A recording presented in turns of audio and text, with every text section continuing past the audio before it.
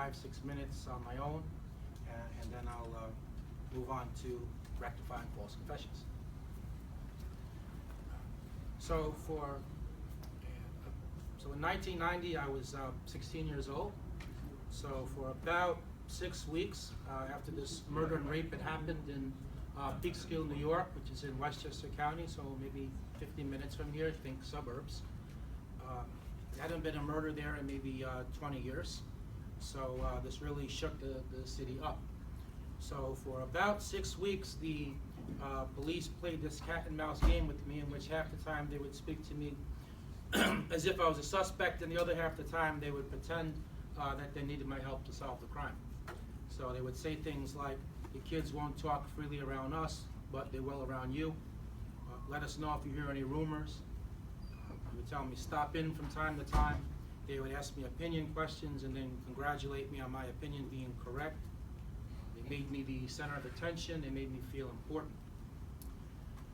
They played the game good cop, bad cop, in which one officer takes on a more aggressive role, whereas his partner pretends to be a friend who is against what's going on, yet somehow powerless to intervene, with the purpose of that technique, of course, being that when the suspect becomes frightened, it's only natural that they'll look to a friendly face for assistance. My fantasy childhood career, pre-teenage years, was actually to be a cop, so that, along with my age of 16, was a large part of the reason why they were able to pull the wool over my eyes, get me to buy into the absurdity that a 16-year-old could assist the police who have been trained in a homicide investigation. I came from a single-parent household. My father was never involved in my life in any aspect, so that interacted directly with the good cop routine, because I began to look up to the good cop as a friendly, positive male role model. Eventually they got me to agree to take a polygraph test. They told me that some new information had come in, was in the police file, and they wanted to share that with me, but before they could do that, I would have to take and pass a polygraph. Hence my agreeing to take the polygraph. So the next day, rather than go to school, I instead went to the police station. It was a school day, so my mother and grandmother with whom I lived, they thought that I was in school, therefore they did not call around looking for me. They had no idea that anything was amiss. They drove me to the town of Brewster, which is in Putnam County, whereas I was a native of Peekskill in Westchester County. And of course, that meant that I no longer could leave on my own, that I was dependent upon the police.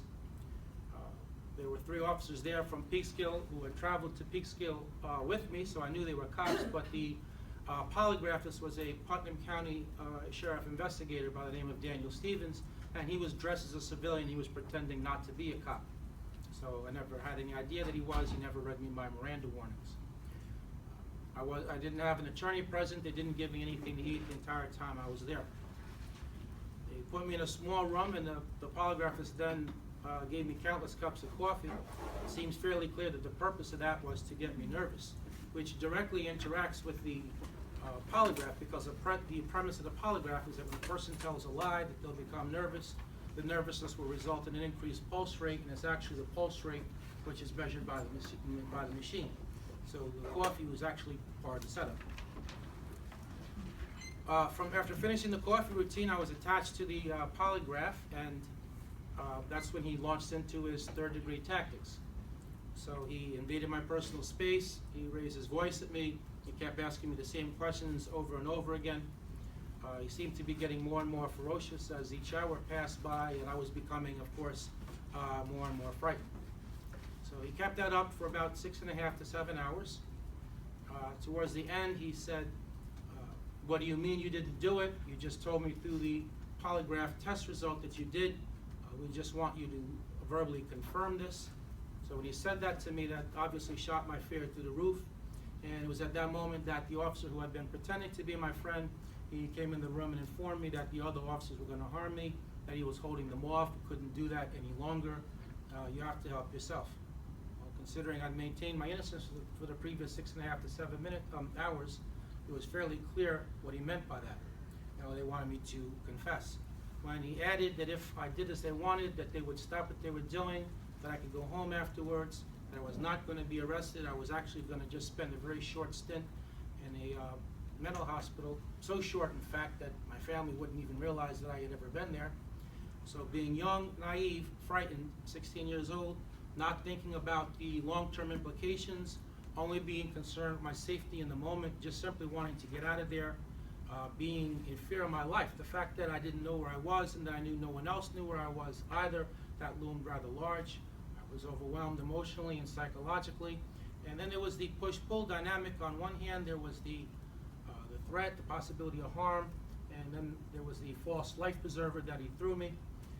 So add it all up, I decided to take the out which he offered, and I made up a story based on information which I had been given in the course of the interrogation, both that day and the 6 weeks prior to that, as well as certain items that had been in the newspaper. By the police officer's own account, by the end of the interrogation, I was curled up into a fetal position on the floor. I was crying uncontrollably. The interrogation was not videotaped. It was not audio taped. There was no signed confession. It was simply the cop's word for what happened in the interrogation room, and therefore they were able to leave out of their testimony the threat and the false promise, which obviously are the illegal acts which they engaged in. Obviously, I was arrested. I was charged with murder and rape.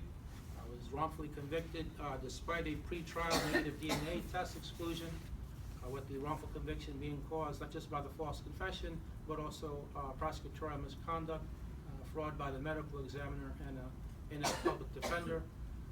Ultimately, I lost 7 appeals. I got turned down for parole, and after that, a year after the additional year I served beyond the prison, beyond the 15-year prison minimum, I was exonerated through further DNA testing, which not only reaffirmed my innocence, but it also identified the actual perpetrator, who was subsequently arrested and convicted of the crime, with the actual perpetrator having killed a second victim 3.5 years later as a result of having been left on the street based on what the police did to me. So another victim who was a school teacher, a mother of 2, she lost her life behind the police misconduct. Changing gears, let's talk about rectifying false confessions. So I'm going to break this up in 2. We're going to talk, firstly we're going to talk pre-conviction, and secondly we're going to talk post-conviction. In terms of pre-conviction, we'll start out, I'll discuss on the police level, I'll discuss on the prosecutorial level, I'll discuss on the judicial level, the defense lawyer level, and then on the post-conviction, obviously I'll focus on defense counsel. So on the police level, in terms of rectifying false confessions, we'll obviously videotape the interrogation from beginning to end, so that there will be an objective record. The police can focus more on the interrogation, and they should review the interrogation. If there's a confession, they should review the interrogation to make sure that no contamination has occurred, and they should also analyze for red flags. What is contamination? Well, there is a concept called non-public facts. So that means that the police are supposed to withhold details of a crime from the suspect, as well as from the news media. And so when they're asking suspects what are supposed to be open-ended questions, in other words, not yes/no questions, but instead more like fill in the blanks, so the answers that a suspect provides, is the police are supposed to compare what those answers are compared to facts that have not been released to the public as a type of confirmation. So if contamination has occurred, which is that either purposefully or inadvertently details have been conveyed to the suspect, then contamination has occurred, there is no corroboration. So if an item, for example, if a question incorporates an item and shortly after that the suspect incorporates that into a statement, that's very suspicious. So for example, in one case, the police asked the suspect, well, what did you hit the victim in the head with? And shortly after that in the dialogue, the suspect then says, I hit the victim in the head with a metal tube. So that's an example of contamination. If you saw the interrogation of Brandon Dassey in The Making of a Murderer, you see the officers asking him, or a non-public fact. He's asking, well, what happened to the victim's head? He can't answer. That's a red flag right there. And then he just gives in and just says she was shot in the head, right? So what type of real evidentiary value is there in asking somebody that question when all he has to do is say yes or no, with there being a strong suggestion that the right answer is yes. A technique that the FBI pertains to when a confession obtains, they would go out in the field and try to prove as many of the different statements true through external evidence as is contained in the confession. A confession that's is in contradiction to known facts of the case, that's definitely a red flag. So let me give you an example to that, and I will go over the other red flags. So in one false confession case, the suspect said that he broke into the side door of the house, except that there is no side door of the house. He said he kicked the dog to death, except that the veterinarian testified that the dog died of water dehydration. He said that he left a bloody knife in the kitchen sink, except that there was no knife on the sink. He said that he brought his girlfriend to an abortion clinic after committing the murder, except that the abortion clinic records show that that happened a decade prior. He said that he abandoned the car in Delaware afterwards, except that law enforcement did not report any, and they had no records of an abandoned car. So that's an example of something being in contradiction to external evidence. So that's one red flag. A lengthy interrogation, particularly when combined with food deprivation, is a red flag. And by red flags, we don't mean that means the confession is false necessarily. We're saying that it's a warning sign. Pay attention. Go in deeper. It deserves more scrutiny. Might be something wrong there, maybe not, but let's pay extra attention. And obviously having food deprivation with interrogation length, that has the impact of wearing a suspect down. Misuse and abuse of the polygraph is another red flag, because there's a high correlation between the use of same and false confessions. The police asking a lot of yes/no questions rather than open-ended questions, that's another red flag. Police stopping a suspect and when they get details wrong, correcting them, that's another red flag. So an example in the John Kogut case, where the defendant did 16 years prior to being exonerated by DNA evidence, the cops stopped him 5 different times. And he got a fact wrong, they stopped him, corrected him, let's take it again from the top. So that happened 5 times before a 6th version was eventually accepted. If the language in the confession, if it exceeds the formal education or life experience of a suspect, then that's another red flag. So for those who watch documentaries, definitely Murder on a Sunday afternoon where you would find some substantiation for that. If a confession is written by the police rather than a suspect, then that's definitely a red flag.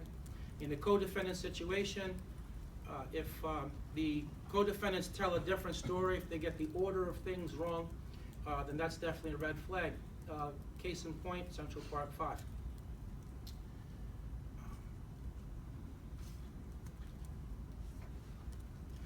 If a suspect has brain damage or is a member of a vulnerable population, which have been identified by false confession experts as youth and people with mental health issues, those are red flags also. And the obvious reason, of course, being that people that have mental health issues, they're aware that they have mental health issues, and they try to compensate for that by being compliant with authority figures. So you combine that with the police officer as authority figure who thinks that the suspect is guilty and wants a confession, well, I don't need to tell you what that's a recipe for.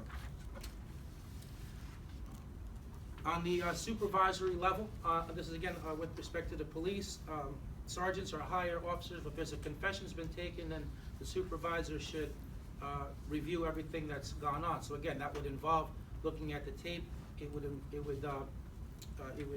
involve knowing what those red flags are and comparing that, making sure that there wasn't any contamination. On the prosecutorial level, rectifying a false confession would involve, firstly, a step-back approach, meaning rather than just blindly prosecuting everything brought to them, the prosecutor should actually scrutinize the case as if he was a defense lawyer, a judge, or a juror. Another thing is they should insist that the police videotape the interrogations. I mean, they can't mandate the police do that, but they can strongly press for that. They should be aware of the red flags and analyze the confession themselves. And they should also review the police proving the different aspects of the confession. Earlier I talked about proving each one of the statements. The prosecutor should go over how did the cops prove each statement in that confession. All right, on the judicial level, so we have what's known as the Huntley hearing, which is a pre-trial hearing when there's a confession going to be used as evidence. The court has to scrutinize and determine whether the statements have been made voluntarily. False confessions have been the cause of wrongful convictions in 25%. The DNA proven wrongful convictions, and that shows that the judges are not really doing a very good job at their gatekeeping function. Often, you read the narratives of the DNA proven exonerations, and you get to the interrogation part, it's like so many red flags, so many things, so many signs that things are wrong. You wonder, why wasn't it stopped on the front end? Why is it so clear in hindsight now to read the same set of facts? So the judge is enforcing Miranda warnings, and that the statements are given voluntarily. There's an innovative hearing, which is start to catch currency, at least on the false confession expert level, of having a different pre-trial hearing in addition to the Huntley hearing, in which the judge would pass on the question of the accuracy or truthfulness of a confession before it could be used as evidence, kind of a false confessional version of a Wade hearing, for people that are familiar with identifications. Allowing false confession expert testimony into the courtroom. The experts, of course, are not allowed to determine if a confession is false or not. That's the province of the jury or the judge if it's a bench trial. But the experts are allowed to give contextual information as to what the factors are that have been proven to lead to false confessions, so that jurors who are lay people who don't have access to that type of information, they're better equipped to then determine if they think a confession is false or not. A judge has the power to mandate pre-trial DNA testing. So if there's any material, then regardless of whether the prosecution or the defense want it tested, the judge on his or her level should insist that the testing be done. There's a lot of wrongful convictions that are prevented these days through pre-trial DNA testing, and I would argue that the society's interest in stopping wrongful convictions would outweigh any rights of a defendant in that situation. On the defense lawyer level, it's important to know that there's an 80% conviction rate in any case in which a confession is used. So you're facing an uphill battle, but it's nonetheless not an unwinnable situation. If you're a defense lawyer, you definitely want to push for pre-trial DNA testing. So in case the judge doesn't mandate that, you can certainly ask for that. Again, you want to try to introduce the false confession expert testimony. As a defense lawyer, you want to try to disprove as many different aspects of the confession as you can, even seemingly unimportant facts. As many aspects of the confession that you can disprove through external evidence, the more the better. It's really important to put your client on the stand. There's a confession. Most people of the public think that only a guilty person would confess. The jury is made up of members of the public. You have to answer that confession. So that means you need to take a chance, put your client on the stand, allow him to explain why did he falsely confess, what happened. You have to give a competing version of facts to the jury. On the post-conviction level, there's definitely seeking DNA testing post-trial, post-conviction. That also would include instances in which there have previously been inconclusive DNA test results. Often when the technology improves, you're able to get conclusive results. So don't be discouraged if there's been prior inconclusive testimony. Certainly getting additional testing if there's already been a DNA match to go with the confession. If a lab has come under scrutiny, then there's a reason to question the test results, so you would want to go to an objective lab. But Certainly you can use fingerprints to try to undermine a false confession. In fact, that recently happened. There were some exonerations that happened within the last 4 days in Illinois for defendants. They dropped charges against all of them. There was no DNA to test. There was fingerprints, however, and that undermined the false confession. Looking for other evidence of innocence. I mean, certainly DNA testing is not the only way to go. So if you can come up with evidence of an alternative suspect, if you can get it to the point of actually proving their guilt, or even enough to suggest it possibly is somebody else, and that's another way to undermine the false confession. You would want to, and actually let me delve into that just for a minute, as I got 3 items left in like 4 minutes, so I'm conscious of one of our moderators here. So in a non-DNA case, you would want to investigate an alternative suspect. You would do some external research. You would look for similar crimes in a nearby area. You would file a FOIL request, Freedom of Information Law. Often records are turned over that have previously been withheld, and so that could form the basis of additional investigatory leads, and that might even be the basis for a claim of the Brady violation, where exculpatory evidence has been withheld. You would want to re-interview witnesses. You would want to interview other witnesses who were listed on the potential witness list but were never called, to see what they would have testified to had they been called. And if there was any expert testimony, you'd want to make sure that they didn't exceed the limits of their expertise. They didn't fake stats, because that's happened a lot in the junk science cases. Certainly you could challenge you could seek to overturn a conviction that was based in part on junk science by challenging that. And that might also be the same case where there is a confession that you think is suspect. And then so although you're not directly addressing the confession, you do get someone in another trial. They're armed with a better lawyer, presumably, and they're in a better position with better counsel to challenge the confession at another trial. So you could go about this in that indirect fashion. Definitely you would want to analyze the confession. You would try to disprove it through as many different parts as you can. You might look at whether or not there's any mental health records as to the defendant that previously there had been no mention of, so you would want to talk to your client and figure out, is there any documented mental health illnesses.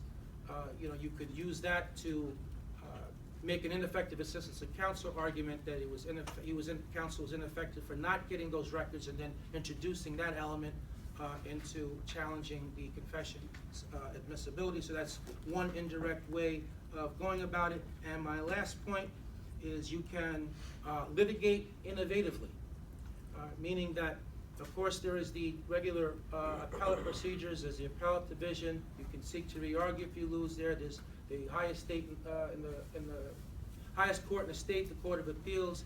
There's 3 federal challenges. You can file the writ of habeas corpus. You can appeal that to the U.S. Court of Appeals, and of course, there's the U.S. Supreme Court. So those are regular appeals. Post-conviction, some of them are as a matter of right. Some of them procedurally involve asking permission. But regardless of all of that, the idea is that you can innovate, you can litigate innovatively. Don't argue the confession strictly in terms of Fifth Amendment and Miranda rights. If I was litigating the case, for example, I think that the way I'd innovatively litigate it is I would pepper it a lot with statistics and stuff from the innocence movement, stuff pertaining to false confessions. As many different cases as I could find, different scholarly articles, different treatises, as many different similarities in cases that have terminated in a DNA exoneration that I could point out are similar to the confession in this particular case, and that would be what I would lead with. And then you come in with some of the law, so you kind of provide the judges with the vehicle as to how they can get there to the ruling. But you need to first suggest in their mind that this might be a false confession, because if that thought's there, well, that means the defendant might be innocent. So if you dress it up like that, and this is only when this is factually true, I think you have a better chance at winning that way than just going the standard route. I mean, at the end of the day, the judges are human. Do they really want to release somebody that they think actually is a murderer, is a rapist, is a robber, on what they realize that, although it's a constitutional guarantee, that the public will see as some sort of technicality? I don't think they want to have on their conscience that somebody committed an additional crime after they released them. So I think going the innocence route, even through this indirect way, could lead to some success on the part of the client. And with that, I thank everybody.